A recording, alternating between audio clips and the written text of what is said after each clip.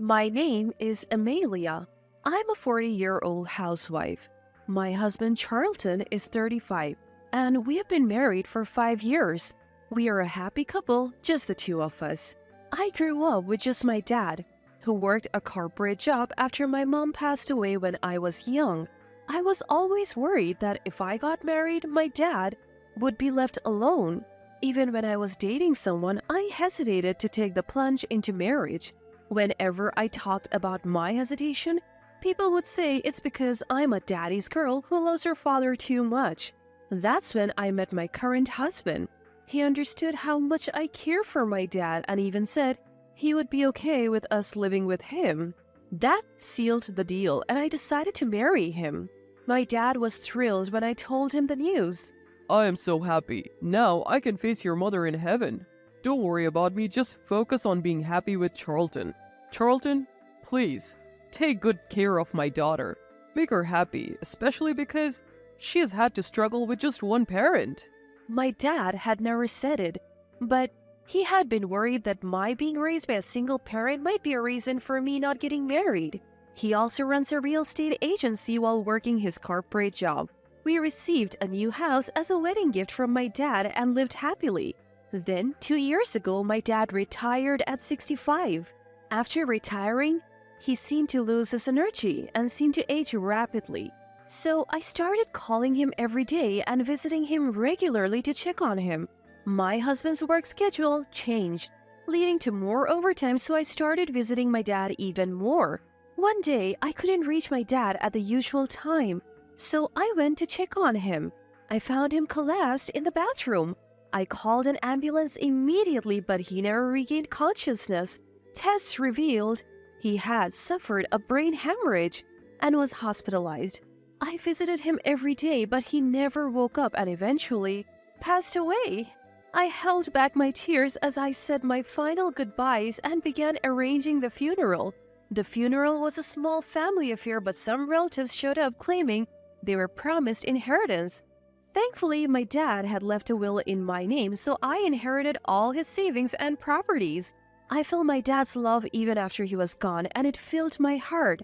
I had no idea that more challenges were yet to come. My husband's family is generally sensible, but there is one sister-in-law who's terrible with money. Hey, Amelia, you inherited from your dad, right? We're sisters now, even if it's by marriage. Help me out, I'm in trouble.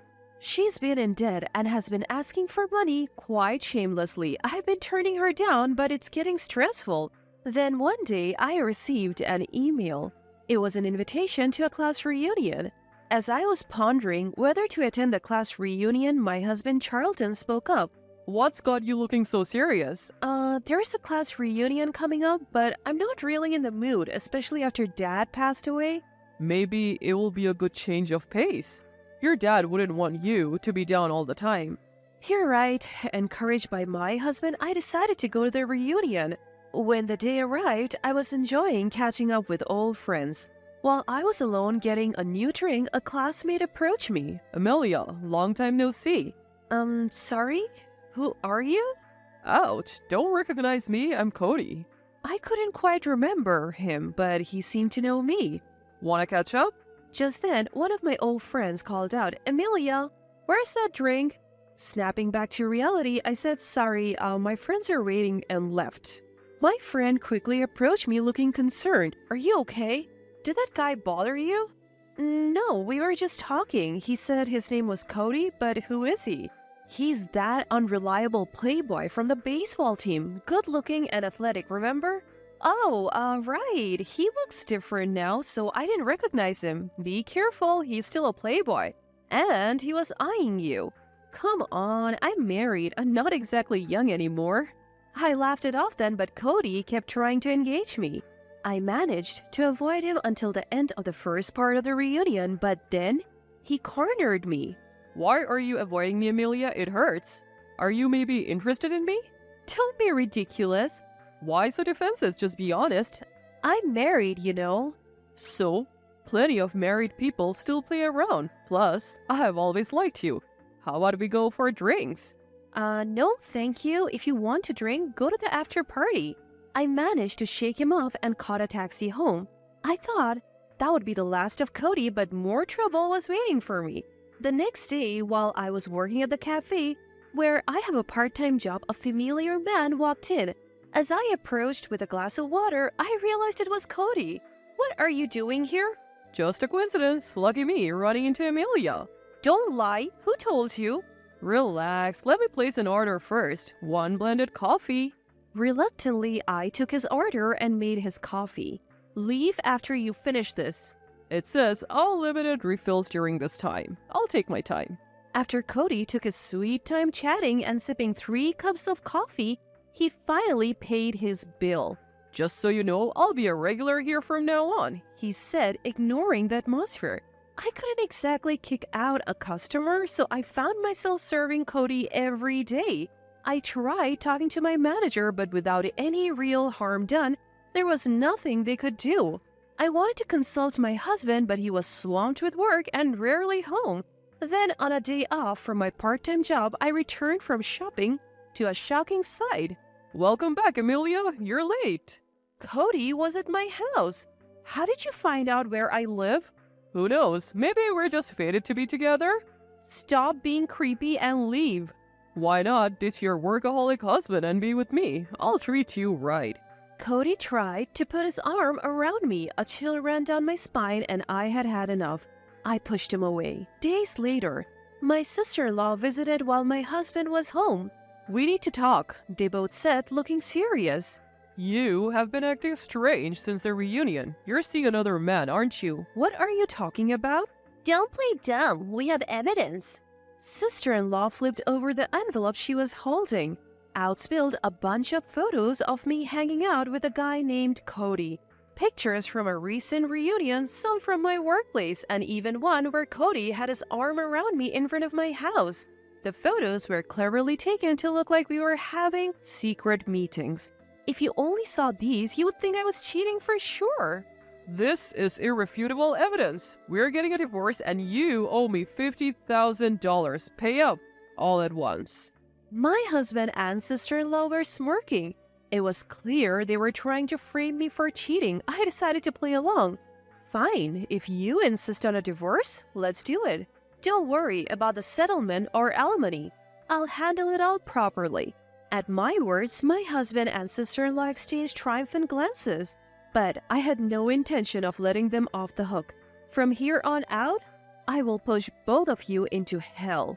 Oh, by the way, the inheritance I got from my dad isn't part of the marital assets. What? My husband and sister-in-law were stunned. My husband was the first to come to his senses. Why not? Money earned after marriage is supposed to be split evenly. True, for money we have earned while married. But inheritance from my deceased parents isn't something we acquired together, so it's not part of the settlement. Didn't know that? Did you? Too bad for you. What? How do I know all this? Cody told me everything. Turns out I had consulted the police the day Cody showed up at my house. Cody got scared after worrying for the police and spilled the beans the next day. I'm really sorry. My coworker just asked me to seduce Amelia, that's all. Cody deeply apologized and spilled everything he knew. Turns out Cody was a junior colleague of my sister-in-law at work. My sister-in-law had heard about a reunion from her husband and said, "Cody, you went to school with my sister-in-law, right? Set a honey trap for her. If my brother and his wife divorce, we'll get some money from the settlement. I'll give you a cut if it works." Cody got manipulated by sister-in-law and started getting close to me, while they took photos to document it. They were trying to blackmail me with these fabricated proofs of infidelity. Oh, wait a minute, you're saying I set this guy up? How can you prove it without any evidence? Sister-in-law denied it. I have evidence. Take a look at this. I showed them my phone screen. I had saved the text exchanges between Cody and sister-in-law and separately the text between sister-in-law and my husband. The text read, "I was so surprised to bump into you in front of the hotel." Me too. Keep my girlfriend a secret. Of course. You keep quiet about the guy I was with too. Deal. Your girlfriend is stunning. How did you meet her?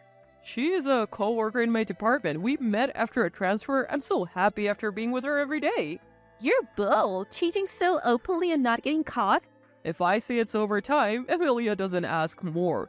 She has been so down since her father passed. I couldn't stand it otherwise. Wow, poor Emilia. Actually, I want to divorce Emilia and marry her. I have an idea. Let's make it look like Emilia cheated, even if she doesn't fall for the honey trap. We'll have the photos and evidence. We can get compensation and a share of the inheritance.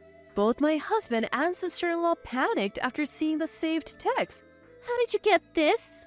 Charlton, what does her mean?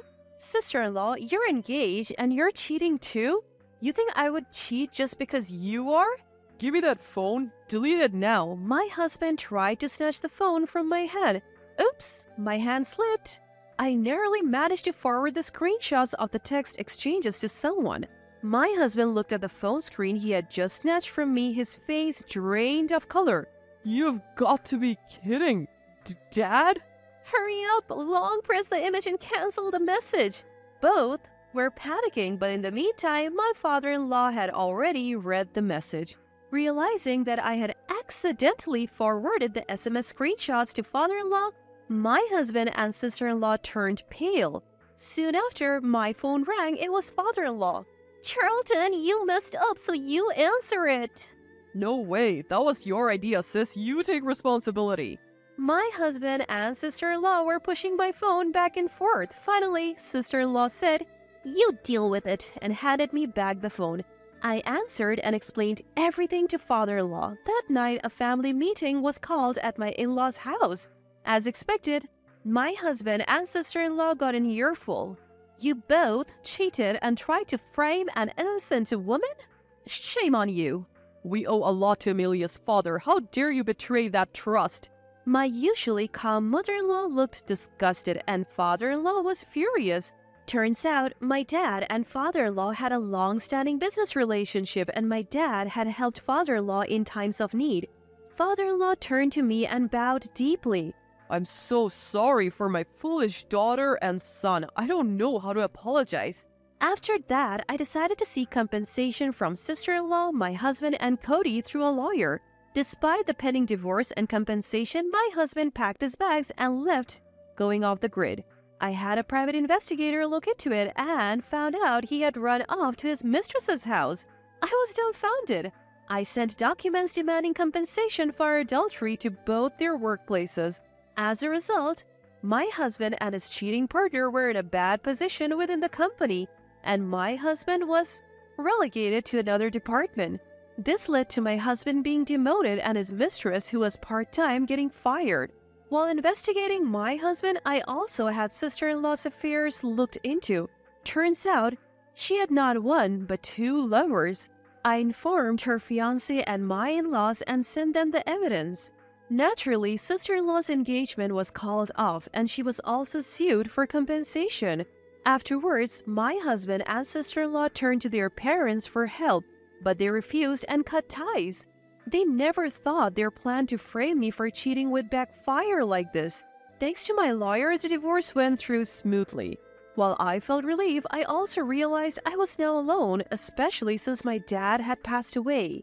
I thought I would be lonely, but thanks to my supportive friends and my former in-laws, who had been incredibly kind, I'm doing surprisingly well.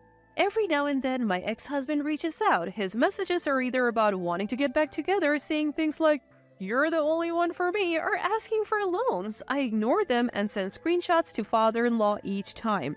My ex gets scolded by father-in-law again.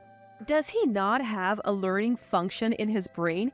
Maybe he doesn't have a brain at all. Since then, Cody has stopped showing up at the cafe where I work. Now that I'm divorced and don't have to worry about anything, I have decided to work there as a full-time employee. Moving forward, I plan to manage the inheritance my dad left me while working harder than ever.